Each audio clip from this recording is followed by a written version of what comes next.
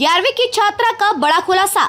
Children girls college को principal शिक्षक गिरफ्तार, प्रताड़ित करने का लगा आरोप।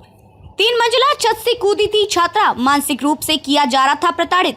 आजमगढ़ सिधारी थाना अंतर्गत चिल्ड्रन गर्ल्स कॉलेज में छात्रा श्रेया तिवारी की मौत के मामले में नामजद अभियुक्त गिरफ्तार हुए। प्रिंसिपल सुमन मिश्रा व शिक्षक अभिषेक राय को गिरफ्तार किया गया। मृतका के पिता ऋतुराज तिवारी द्वारा तहरीर दिया गया था कि उनकी पुत्री को चिल्ड्रन गर्ल्स कॉलेज आजमगढ़ में कक्षा 11वीं की छात्रा थी। दिनांक 31 जुलाई 2023 को प्रतिदिन की भांति विद्यालय गई थी। विद्यालय की क्लास टीचर द्वारा प्रताड़ित किया गया तथा विद्यालय द्वारा उनके मोबाइल नंबर पर सूचना दी गई कि आपकी लड़की की तबीयत खराब हो गई है।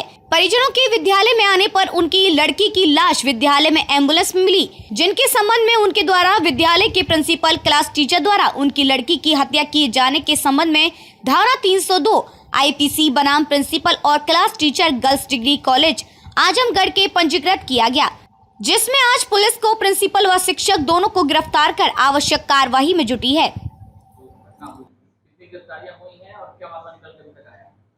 दिनांक 31 जुलाई को थाना सिधारी अंतर्गत चिल्ड्रन गर्ल्स कॉलेज में एक घटना घटित हुई थी, जिसमें थाना सिधारी पर धारा 302 के अंतर्गत FIR पंजीकृत की गई थी। इस FIR में दोनों नामजद अभियुक्त, जो कि स्कूल की प्रिंसिपल सुमन मिश्रा और क्लास टीचर अभिषेक राय, इन दोनों को गिरफ्तार करके रिमांड के लिए जनपद न्यायालय भेजा जा रहा है। इस प्रकरण की विवेचना के लिए CO सिटी के पर्यवेक्षण में SHO सिधारी और SO महिला थाना की एक टीम गठित की गई थी। इनके द्वारा पूरा साक्ष्य संकलन किया गया है। अभी तक के साक्ष्य संकलन के दौरान विद्यालय में लगे CCTV कैमरा और उसके DVR जब्त करते हुए CCTV फुटेज का अवलोकन किया गया है।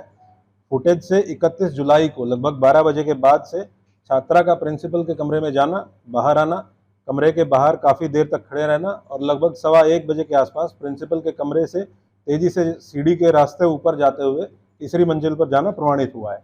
एक अन्य फुटेज में छात्रा के गिरने का वीडियो भी प्राप्त हुआ है, जिसको विवेचना में शामिल किया गया है। फील्ड यूनिट द्वारा घटनास्थल के निरीक्षण के दौरान बेंजीडीन टेस्ट किया गया, जिससे यह प्रमाणित हुआ कि जिस जगह पर छात्रा गिरी थी वहां पर ब्लड की मौजूदगी थी, लेकिन उस ब्लड को स्कूल के कतिपय लोगों द्वारा वहां से साफ कर दिया गया था, जिससे निष्कर्ष निकलता है कि इस जगह को पानी डालकर साफ करने का प्रयास किया गया है। यह साक्ष्य मिटाने का अपराध है, इसीलिए धारा 201 IPC का समावेश भी इस विवेचना में किया गया है। वादी पक्ष से कुछ ऑडियो भी पुलिस को प्राप्त हुए हैं, जिनको विवेचना में हमारे द्वारा शामिल किया गया है। छात्रा के मोबाइल को प्रिंसिपल के पास से आज सुबह बरामद कर लिया गया है। इस मोबाइल में जो सिम लगा है वो छात्रा के पिता के ID पर लिया गया है और CDR एनालिसिस से ये प्रमाणित हुआ है कि ये मोबाइल छात्रा के द्वारा इस्तेमाल किया जा रहा था। अभी तक की विवेचना से बात प्रकाश में आई है कि अभियुक्तों द्वारा छात्रा के पास मोबाइल मिलने की बात को लेकर प्रोफेशनल काउंसलिंग न करते हुए इसकी बजाय अत्यंत ही इनसेंसिटिव और अमानवीय दृष्टिकोण अपनाते हुए छात्रा को मानसिक रूप से प्रताड़ित किया गया। घटना वाले दिन भी छात्रा को उसकी क्लास अटेंड कराने के बजाय प्रिंसिपल रूम में बुलाया गया, मानसिक रूप से प्रताड़ित किया गया। सजा के रूप में उसको प्रिंसिपल रूम के बाहर काफ़ी देर तक खड़ा रखा गया। इसी मानसिक प्रताड़ना और सार्वजनिक रूप से प्रिंसिपल रूम के बाहर खड़े होने में छात्रा को महसूस हुआ होगा। जाहिर सी बात है कि जो उसके सहपाठी हैं उसमें बेइज्जती उसको महसूस हुई होगी। इन्हीं सब मानसिक प्रताड़नाओं के कारण उसके द्वारा तब तक वहाँ से निकलते हुए और ऊपरी मंजिल पर जाकर वहाँ से कूदकर आत्महत्या कर ली गई। अभी तक की विवेचना से जो तथ्य प्रकाश में आए हैं उसके आधार पर धारा 306 और 201 IPC के अपराध में इनके रिमांड के लिए इनको कोर्ट भेजा जा रहा है।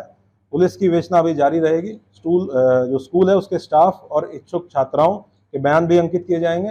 विवेचना को बहुत ही साइंटिफिक तरीके से साक्ष्य संकलित करते हुए गठित टीम द्वारा संपादित किया जाएगा। अगर किसी अन्य व्यक्ति का भी नाम इसमें प्रकाश में आता है तो साक्ष्य संकलन की कार्रवाई करते हुए उसकी भी गिरफ्तारी सुनिश्चित की जाएगी।